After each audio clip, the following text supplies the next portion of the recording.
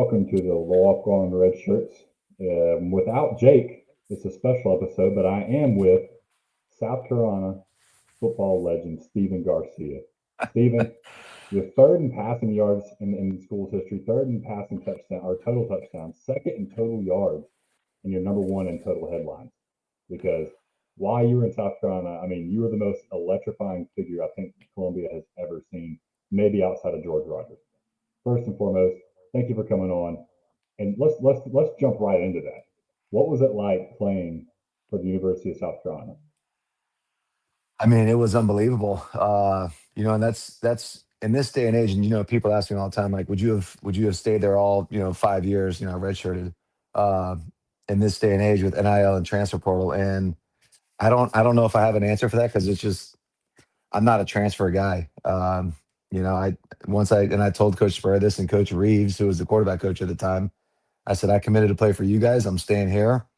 Uh, as he says in Wolf of Wall Street, you're gonna need a fucking wrecking ball to get me out of here. And they sure did at the end of there. But yeah, man, I mean, it was really fun. I had a blast. Wouldn't have traded anything for the world. And I was just up there for the Alabama game and finally recovered after that weekend. I mean, anytime you go up to Columbia, man, it is just did it's someone it's did it's someone really full tilt. did someone really give you $100 bottle of whiskey while you were there? I thought I Oh saw that yeah. on social media. That's Oh, unbelievable. yeah, single barrel Blantons, and then we had one of our sponsors for our podcast. They gave us like Don Julio, 1942, Bullet Rye, regular barrel. I mean, it was they were shelling out some some product out there, so it was pretty cool. But yeah, the guy reached out to me on Twitter and was like, "Hey man, huge fan. I'm in town for the game. I have a bottle of bourbon with your name on it. Just let me know when you're tailgating." I dropped a pin and he came and sure as shit dropped off a bottle of Blanton's for me. What was it like drinking your first sip of alcohol in Colombia? Uh, yeah, once it started, it never ended, man. Yeah. Um, but yeah, that was those official visits were legendary. Back then they didn't have iPhones, which Yeah. is makes me feel really old. Uh, but yeah, I mean, I remember Pat DeMarco's uncle, Chris DeMarco, who was the professional golfer, was the first person I saw with an iPhone when he came and visited us and was in our dorm room. And I was like, this is the coolest thing ever. Thank God it wasn't around for like the whole entirety of my college. So speaking of Pat DeMarco, you'll have a podcast together. What is that podcast called? It's called Tailgate Talks. So he reached out to me 2 years ago and was like, hey, I want to start a podcast, uh, kind of keep it South Carolina Gamecock based. And, you know, can't think of anybody else I'd rather do it than with you. We were roommates, we were teammates for a while, um, friends obviously. And, he's back in Columbia now and he's like, I'm the structured guy, you're the chaos guy. So let's let it ride. And I mean, That's awesome. it's been awesome, man. I mean, obviously last year was a little bit easier to be a podcast host for a South Carolina deal, but we're having fun this year. And the guests that we've got able to talk to and former teammates of ours have been amazing. And it's kind of keeping the fans from jumping off the ledge this year. Yeah, kind of relive those old days. And 2010 was I mean, 2009 was also amazing too, but 2010 was great. But before we get into that, I was doing some research on you. I thought I knew everything about you growing up a fan, but I saw something on your bio and on the South Carolina Athletic page, and I got to ask you about it. So it said, "What do you do outside of football?" And it said, "You watch ancient war movies and collect swords." Is that real, or did you just say that to be funny? Oh yeah, no, I'll tell you right now. I got them hanging underneath my bedroom TV deal. That is amazing. Okay, so is there a story behind each one, or you just think, "Hey, it's cool, let's get it"? There's a couple stories. But yeah, I mean, I've as a I guess when I was probably a sophomore in high school. My older brothers, I had two older brothers that played college football. They played at Harvard, and they were in town, and they were like, we want to watch Braveheart. So we're sitting around, and we got the fire going, and put on Braveheart, and I was just like, holy shit, this is the best movie I've ever seen.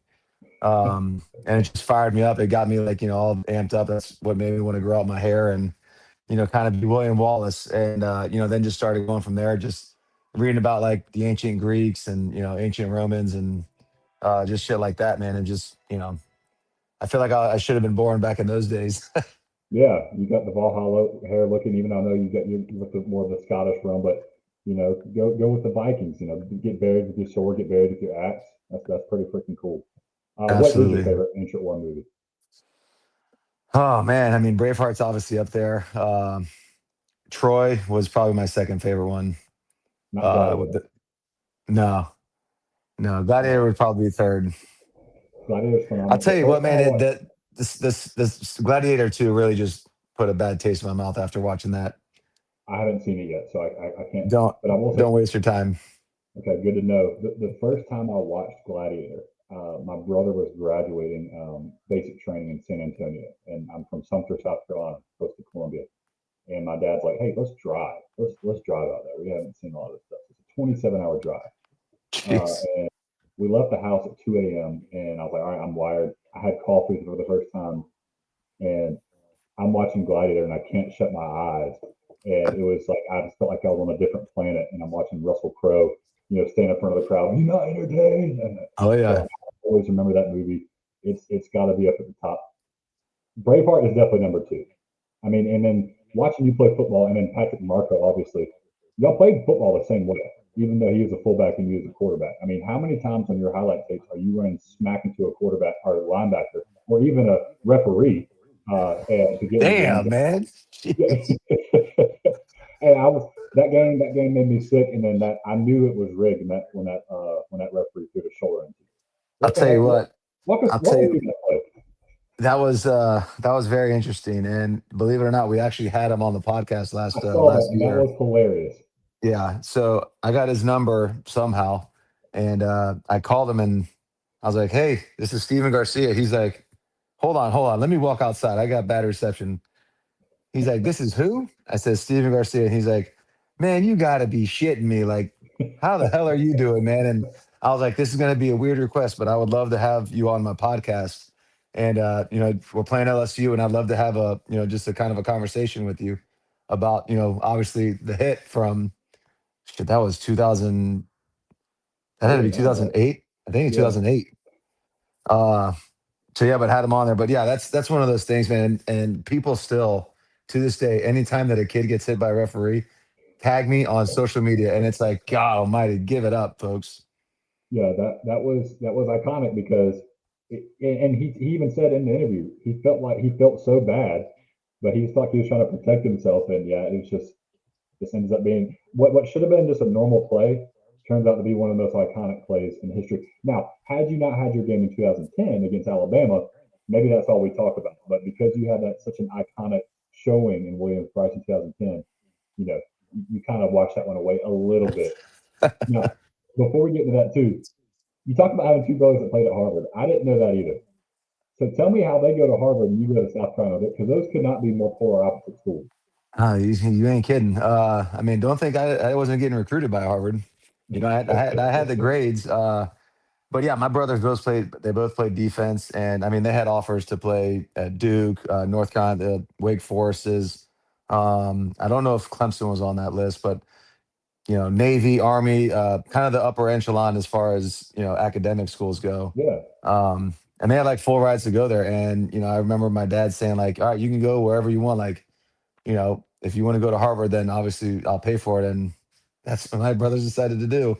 So yeah. I make sure I tell my parents, yeah, don't forget you spent a lot of money on Brian and Glenn for 4 years. Don't think me and Alex, my younger brother, don't think we've forgotten about that. So That's right. we like to give them hell about that. But yeah, man, I mean, I remember being in high school and going up to those games in Boston, and it was so freaking cool. I mean, the Coliseum is what they call Harvard Stadium, and they were really good. I mean, they packed the stands out. The after parties were just insane. The amount of wealth that is like in Oh, the I can only stands imagine. is just You absolutely weren't insane. you weren't at those parties though. That's like from what your brothers are telling you, right? You didn't go to Oh those parties. no, yeah, I didn't do any sort of partying. Like I'm talking about like after game tailgating type Oh, parties. yeah, I mean, those guys, they're coming out in sprinter vans, and I mean, just the amount of yeah, it was obscene, is what it was. But it was really cool to experience that, and as a kid, and like, man, I would love to play college football, and I was fortunate enough to be somewhat decent in high school and get a chance to play college ball. you say somewhat decent. You were a four-star quarterback, almost a five-star. I would consider that as a no star. Don't even have a profile picture on 24/7 Sports. I would consider you a little bit better than decent. I So mean, let's talk about your recruiting. those star rankings are bullshit, anyways. That's right. That's right. And but I think you earned them. And let's talk about your recruiting process. So it comes down to South Carolina, Florida, Ole Miss, Auburn, and I believe Oklahoma, if I remember correctly from what I read. Yep. You pick South Carolina. And I'll just remind some of the listeners who maybe weren't around back in 2007. Florida had Urban Meyer. Ole Miss had Ed Orgeron, which I got to hear about how he recruited you. Tommy Tuberville, I can probably assume why you didn't go to Auburn. And then Bob Stoops at Oklahoma, which I think he was there for an eternity. So you're coming down to these schools. How did South Carolina win out against those schools, especially with how South Carolina had been leading up to that moment, and then how the other schools went? I mean, that's a good question. I get it asked all the time, and I'll be honest. I was very close to committing to Ole Miss, literally like within a few days, Oh, and really? yeah, and Ed Ogeron actually had the decency to call me and my parents personally and said, "Hey, Garcia, man, I ain't gonna be here much longer. I'm going. I'm gonna be out of here." And I was like, that's something that's so uncommon, especially in this day and age. Uh, but for him to be like, "Hey, man, I'm not going to be here. Don't come to Ole Miss unless." And I was like, I'm not going to commit there. I have no idea who the next coach is going to be. Like, Yeah. and I loved Oxford, man. Oxford was so freaking unbelievable. I mean, I'm married now, but my official visit was out of this freaking world. Um, but yeah, so then I took visits to Florida. I went to Florida State. Uh, where else did I go? Obviously, South Carolina, uh, Boston College, and I think there was a couple other ones. But anyways, Coach Spurrier was, his main thing. I didn't go to Oklahoma just because it was too damn far. Yeah. Uh, and they kind of came on late on the scene, but obviously it's Oklahoma. It's a pretty big time program. But Coach Spurrier's main selling point was, you can go to Oklahoma, go to Florida, go to Notre Dame, go to Southern Cal, go to these other schools that have, a tradition and history of winning, and just be part of their legacy. Or you can come to South Carolina, where historically we've sucked, and kind of create your own traditions, own legacy. And for all the the stuff that happened, I mean, I feel like we kind of did. Yeah, well, and I feel like regardless of how it ended and some of the bumps along the way, overall, if you talk to any South Carolina fan about you, it's nothing but gleaming responses. I mean, I was telling a couple of people at work who are huge South Carolina fans, and then some of my friends, shout out Beans and Logan, which don't ask why I have a friend named Beans, but I was telling them I was about to interview you, and they was like, oh, the goat, the legend, all that stuff. So it's pretty freaking, it's got to be pretty freaking cool to go to a place and be the guy and I, and no, it definitely is. And I mean, like I said, I was just in South Carolina, Columbia for the Alabama game 2 weekends ago, and the fans are just relentless, man. They're so freaking awesome. Uh, to the point where I had to take a few days to recover afterwards. It's getting fed alcohol, and taking pictures and doing shots nonstop for shit. 2.5 days took a toll on me. yeah, I want to know about that airplane ride afterwards and who is the poor soul who had to sit next to you. Uh, No doubt. so you pick South Carolina. You want to leave a legacy for Coach Spurrier, who's famous for a lot of reasons, but I want to know about your worst ass chewing from Coach Spurrier, because I know he is Oh known for having the gift of gab, and I can only imagine some of the things that he would say that you can share. man, I that's I'm trying to think of stuff that I could actually share. Um, without getting him or myself canceled. Let me give Um, let me give you some time to think. What made him a great coach? believe it or not, he actually, as much as it kind of seemed to the media, I think he actually genuinely gave a shit about the players. Yeah, Um, I think he gave a shit about the coaches. He gave a shit about the coaches' families. Pat DeMarco was telling me last week, and he's like, Coach Spurrier was the only coach in the country that took a pay cut so that all of his assistant coaches could make a six-figure salary. Oh And I was like, wow. that's pretty cool. And I mean, that's something I believe because I remember, I think they did it on Wednesday nights. They had all of the coaches, whether they're assistant coaches, whether they're GAs, whether they were equipment, didn't matter. Whether in the staff or the cooking, whatever strength, it didn't matter. Any coach that was on or affiliated, any person that was affiliated with the university's football team, they hosted a Wednesday night like family night in the stadium, and food, drinks. They had all the kids come around and play around, and I mean I remember seeing it. I hung out with a lot of those kids and the parents back then, and I mean it was really cool. And I just don't see that happening very much in this day and age. I mean, maybe it does. No, I'm not privy to it, so I don't know. I can say it happened at Clemson confidently, but I've been to some other. I mean, because Dabo would do the same thing. Wednesday nights was family night, and we all had to sit down and eat, and you had to sit with someone you didn't know. So it's pretty cool to be that intentional, and it's nice knowing Spurrier was that way, especially with how the media portrays him. The media Right. kind of portrays him as somebody who doesn't care about anybody but himself. Yeah. Um, but Well, I and mean, I've there been was there was definitely times where that was the case. Just yeah. I'm not kissing his ass at any point, but yeah, there was definitely times where it's like, dude, get off my fucking back, please.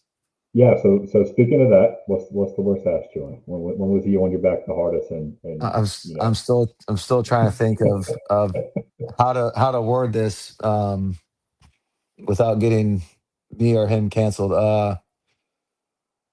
God, I mean, there was many times, dude. I can imagine the Alabama game when you kicked the ball at the back of the end. Did you kick it or throw it at the back of the end zone? I kind of just underhand tossed it. Yeah, He actually didn't. That wasn't too bad. and that ended up being a very intelligent play. And I don't Yeah, think a lot of people don't a lot of people understand. don't a lot of people don't know that, but he was actually pretty like relieved after that happened. He kind of ripped me for a second, but then we watched tape the next day or yeah Sunday, and he's like, yeah, that's honestly like the play of the day. Um, God dang, I can't think of. There was just so many times where it's. I mean, to be honest, I just kind of like tuned him out. Yeah. Um, because you had to. If you would have let that get under your skin, you're done. Oh yeah, and I mean I knew coaches who would do that on purpose, and one of the guys kind of gave me enlightened me a little bit. And he said, if you can't handle one man jumping on you for an hour and a half, how do you think you're going to be in front of 80,000? And Right. they're all jumping you too. So sometimes that's helpful, and sometimes you're like, I don't know if you're being helpful if you're really just being a tool. Yeah. But speaking of the big time environment, and I was at both of these games, 2009 Ole Miss and 2010 Alabama. Which one was the craziest environment? I mean, I would say Ole Miss, honestly. The sandstorm introduction. I mean, that was Sandstorm introduction. It was a night game. We had Thursday. no. I mean, they were ranked number 4. We had no business competing with them. They had Javon Sneed, rest in peace. He was a Heisman candidate, Yeah, first overall pick, supposedly. Like, I mean, they had everything going for them, and I mean, we balled on defense, and we made enough plays on offense to win that game. And I mean, that was as electric as I can possibly remember. But the Bama obviously was fun too, but that was a 3:30 game, so the fans, it was still loud, but it wasn't near as crazy as that Ole Miss game. I can tell you, I know Williams Brice holds, I think, was it 81,000, 82,000 people. There was no way there was only 82,000 people because I couldn't get into my seat. Oh, Uh, the, that's the concrete ramp, I was standing on there and I could see my seats, and I was like, we ain't getting there. I'm just gonna stand yeah, right here the whole time. yeah. I mean, that's still pretty common, especially after being there last weekend, man. There were still people wrapped around those little walkways. Yeah, and you go back to that game too. What was it like going to Alshon Jeffrey? I mean, that had to be just make your job so much easier. And then to kind of play on that a little bit too, who was the most reliable target while you were there? I mean, both Alshon. I mean, that's pretty Yeah, easy. I mean, just his catch radius. I knew that if I was going to throw it somewhere near him, he was either going to come down with it or it was going to be incomplete. So, yeah, when you have that kind of confidence in a teammate, then it makes your job a lot easier. But you know, but thank God we had, Lattimore, could hand the ball off to him a little bit and would leave Alshon on some one-on-one coverage. So I mean that definitely helped. But yeah, I mean, Coach Spurrier had a very extensive playbook to where he could get Alshon in one-on-one situations because defenses were trying to double him up and Yes, spy him on some zone coverages nonstop. didn't matter. But yeah, I mean, he was creative in his play calling, and you know, I mean, just it was a fun few years in Columbia. Well, and then, one of the things I would say is probably your best strength, and some might argue is also your biggest weakness. How are you able to play loose all the time? You always seem so loose during games, even with a coach who is as tight as Spurrier and always jumping on people like Spurrier, big time situations in the SEC, and you just always seem loose. And sometimes I think fans are probably like, I wish you would kind of tighten up a little bit and maybe not Yeah, be so loose and so apparent. But yeah, how did you stay loose all the time in these high stress environments? I mean, I don't think that I played loose at all, except for the Alabama game, and that's just because Coach Spurrier was like, just play your game and let's see what happens.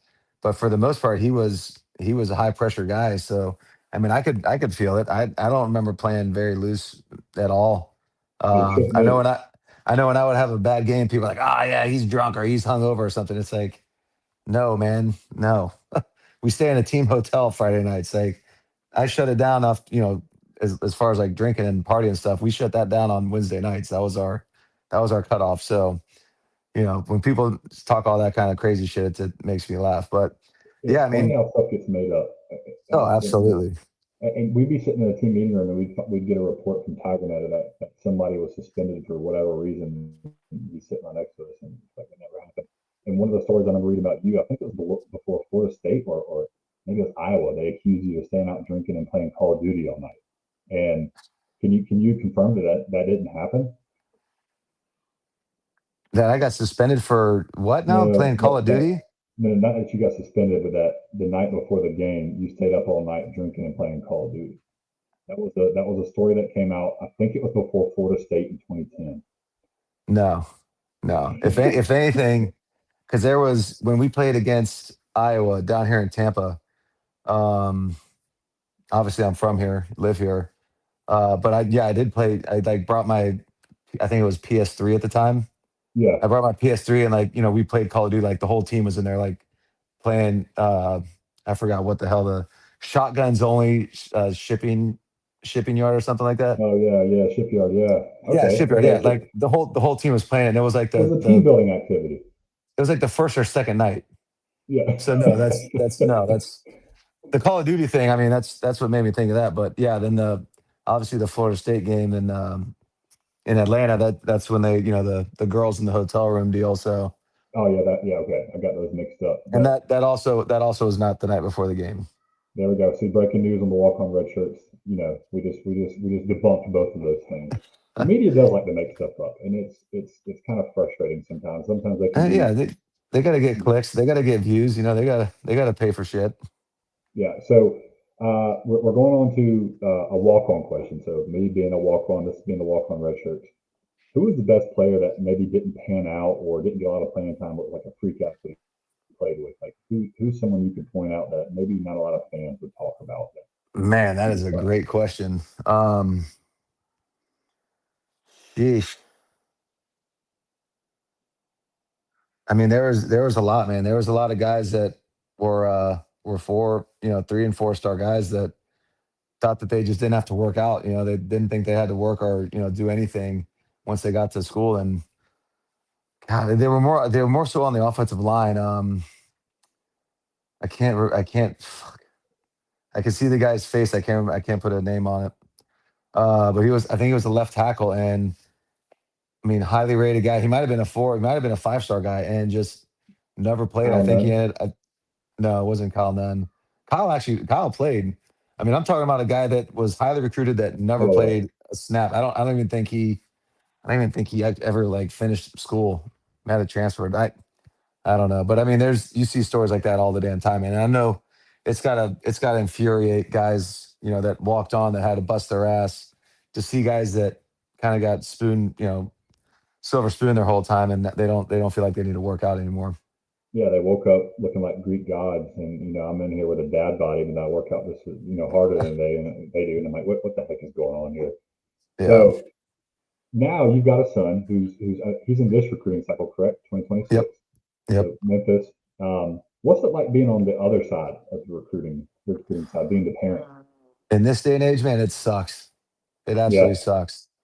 Um, yeah, it is so different from when I was getting recruited and when I was playing, dude. Like it's just, I mean, the whole game has changed if you think about it. yeah, Um, I'm dealing with not only him, but I'm dealing with all a bunch of other kids from the last how long I've been doing this for, almost 10 years now of doing this quarterback training. And I'm trying to like coach these parents into like, hey, what should you do, how you should post, who to contact, this and that. And everything is just completely ass backwards now with NIL and transfer portal, the COVID year. There's guys that are in college that are damn near 30 years old, it seems like. So I don't to and long story short, man, I don't have a fucking clue on how this recruiting thing this goes. it's And like I just who's and I recruiting who just now? yeah, exactly. And I'm just like, I don't understand what we're doing here. I mean, and that's me. Imagine, you got arguably the greatest college coach of all time literally retire because he couldn't deal with the NIL and the transfer portal questions from the parents, the agents, the kids. I mean, everything about college football has just completely drastically changed for, Yeah, in my opinion, for the worst. I agree, and it's frustrating. There's some positives to it, I like most things, but anytime you start to get money involved, things just start to go No, backwards, and and I'm not saying the kids shouldn't be paid because I 100% think that players should be paid, but you're going to pay some kid that's fresh out of high school that's never played a snap of college football. You're going to pay him $8 million. yeah, it Like can't if be that happened, sustainable. yeah, if I'm the starting quarterback and you're gonna offer this kid $8 million, we're gonna have me and him are gonna have a fucking problem in the Yeah, locker room. absolutely. Yeah, and it's just like I don't know, man. I think the NIL is supposed to be name, image, and likeness, and that's what you should get paid for your Your name, image, and brand. likeness, not for your pay Yeah, for play. And it's just the wild, wild west right now, and it's unfortunate because I'm looking at these coaches. It's like they can't build a culture, and hats off to Dabo because he tried like hell to continue to not bring in other guys and try to keep that Clemson culture intact, and it's hard to do, man. But he was very successful for a very long time, and that's another thing, man. He's obviously they're having a shitty year this year, and everybody's jumping his ass like time to get him out of there. It's like, do you have any idea what this guy's done for your program over the last 15 years? Stephen, it's insane. It's insane. Some of the people and you meet people who didn't start being fans until 2015. It's like, of course you think this is awful. Like you haven't been through the mud. Uh, When you haven't lost in 15 years, however long it's been. It's like this is very foreign. Yeah, and people want to jump ship. I'm thinking the landscape has to change at some point soon. I mean, do you see this correcting itself at some point? I like to think it will. It reminds me a lot of when they added a scholarship cap. It used to be you could have as many scholarships as you wanted, and then there was more parity in college football because they added a cap. And I think that has to be the next step: is how do we put a cap on some of the money that's being involved? But devil's advocate, you add the cap, now we probably have players unions, right? So it's gonna be a catch 22, and I think that seems to be the path we're going down, and yeah, that's not college football. And that no, takes a all the hundred, beauty out of it. 100%. You're absolutely right. And another thing that is kind of annoying and that pisses me off is watching college football on Saturday. And it's like, oh man, that was a hell of a catch by this kid. And they zoom in and talk about him. It's like, oh yeah, he's a transfer from Vanderbilt, and before that he was at New Mexico State, and before then he was at Villanova, and before then he started at JUCO here. And it's like, this kid's been to how many schools? I mean, how do you build a culture? I don't know, man. Yeah. That's why you see these coaches that can't. Coach Spurrier would never survive in the transfer portal era because he would talk shit to somebody, and they'd say, "All right, that's fine, coach, that's fine. I'm out of here. I'm done. I'll go he transfer might somewhere be else." the Coach Spurrier might be the greatest media day coach of all time. You can argue other things, but the great. I mean, some of the things he would say about Tennessee, about Florida State, Free Shoes University. You Oh, can't sell absolutely. citrus about UT. What do you say about Tennessee Orange? You could. You could deer hunt on Friday, wear it in the stands on Saturday, and pick up trash on Sunday. I mean, some of the things he would say were just off the wall crazy. So that's out. He is one of the best characters of all time. You start to think who reminds you the most of Steve Spurrier in this day and age? Nobody. Yeah, not even Lane Kiffin. I mean, he's the closest thing, I guess, if you want to Yeah, compare it. But it's just because I mean, he throws some jabs in there, which I like to see, man. I mean, I saw he just tweeted something today, like Brent Venables was like the SEC Coach of the Week, and he yeah, like quote tweeted and said, "Hey, congrats," and then like tag him in it. So, and they were having a little sparring issue yeah. last week.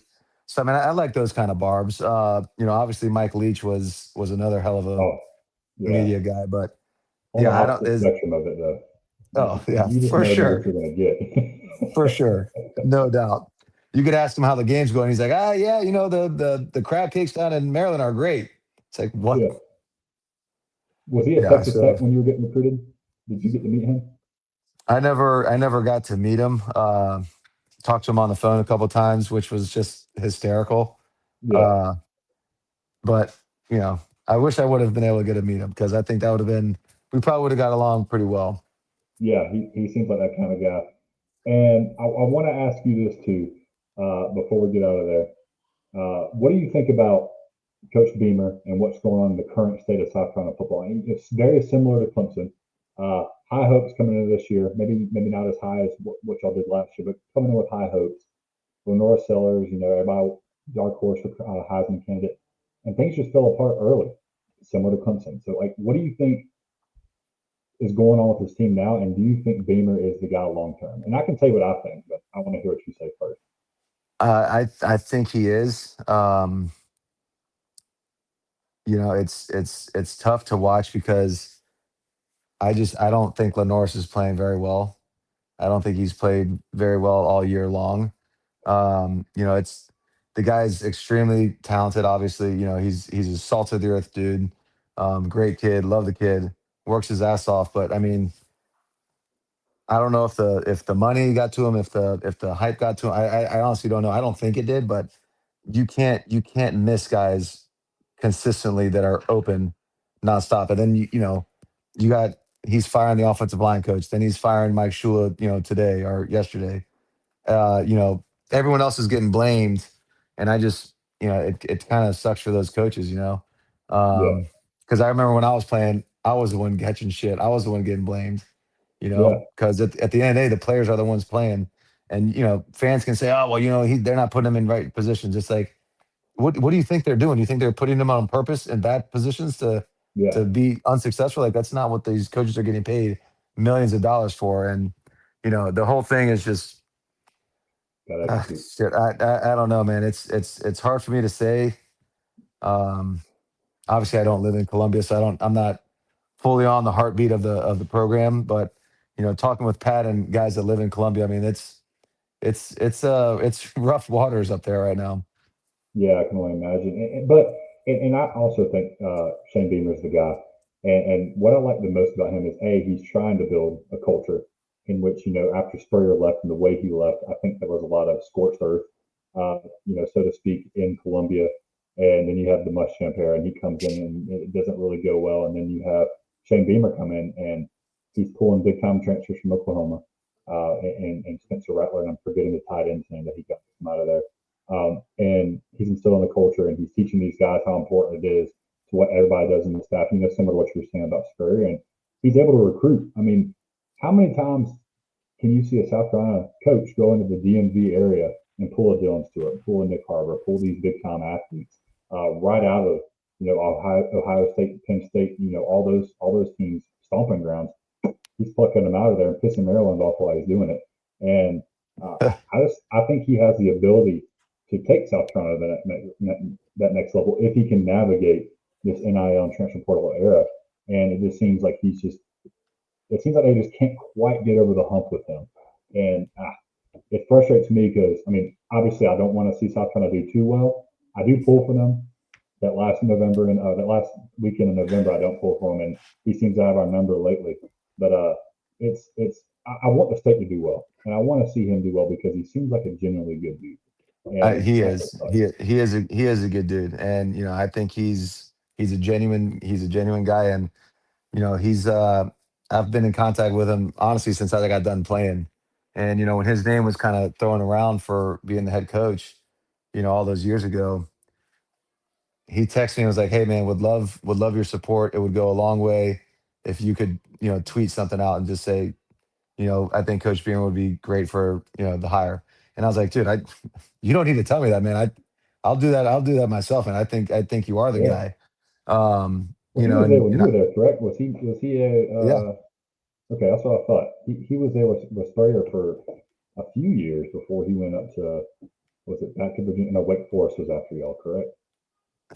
dude, I know he's been everywhere, and we've had him on the podcast, and he took his because we asked him, he said, "Where do you draw your coaching style from? Is it from watching your dad? Is it from being with Coach Bird?" And he's like, after coach, I mean, I was with Coach Kroom at Mississippi State. I was with Oh yeah, obviously my dad. And he started like rattling off the names of coaches he was under. And I was like, holy shit, dude. Like, I didn't know that you were under this many coaches. And, for him to be able to kind of pull those attributes from all those guys, I mean, it's pretty cool, man. I think he's a hell of a coach. I would have loved to play for him. And I know these guys in that locker room love playing for him. So that's why it's easy for him to recruit because he's a very likable guy. He's a genuine guy and he takes care of his guys. Uh, but yeah, there's got to be something. I don't know what it is, but we gotta figure out a way to get over that damn hump. yeah. Well, Stephen, it was a pleasure to have you on. This is a pinch me moment. Being able to watch, middle school or not middle school, high school buzz cut. Buck Tooth William would be, just over the moon right now, excited. So thank you for coming on and doing this with us. Please go check out Tailgate Talk with Stephen Garcia and Patrick DeMarco, and please go check out Spin It Athletics, your quarterback coaching business. And thank you so much again, and I hope to have everyone soon. Hell yeah, man! I appreciate you having me on and bearing with me. I know that was tough trying to coordinate all this, so I appreciate you bearing with me. And thanks again for having me on, dude. Yeah, you're the man. See you. See you, man.